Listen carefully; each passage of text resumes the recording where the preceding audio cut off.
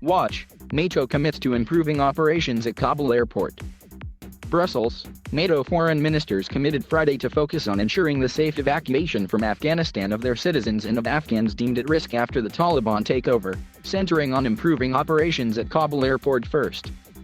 Watch the proceedings in the video player above. Faced with continuing chaos in the capital and the exit roads, many of the 30 allied nations raised the need to work harder on how we can get more people into the airport, then processed and then onto the planes, NATO Secretary-General Jens Stoltenberg said. He called that the big challenge. All too often over the past hours and days, NATO planes have been able to get to Kabul, only to be forced to leave empty or near empty. Some allies called on the United States to secure Kabul airport for as long as it takes, even if that stretches beyond the evacuation of all U.S. nationals.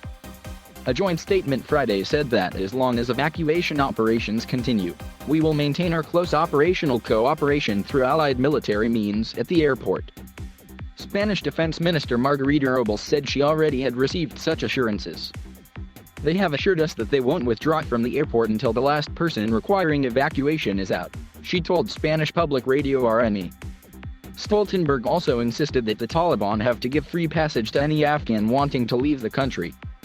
Beyond the immediate challenge, the NATO foreign ministers insisted that the new rulers in Kabul would have to make sure that the nation does not revert to being a center for terrorism. We will not allow terrorists to threaten us again from Afghanistan, Stoltenberg, reminding that NATO's engagement in the nation was based on the 9/11 attacks on the U.S. In 2001. NATO has been leading international security operations in Afghanistan since 2003 but wound up combat operations in 2014 to focus on training the country's national security forces. NATO helped build up an army of some 300,000, but that force withered under the Taliban offensive in just days.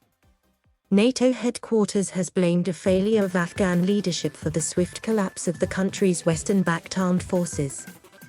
A year ago, NATO's Resolute Support mission to train Afghan security forces involved around 10,000 personnel from 36 member and partner countries.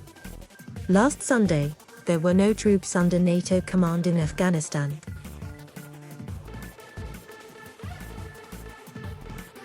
Thank you for watching. Please subscribe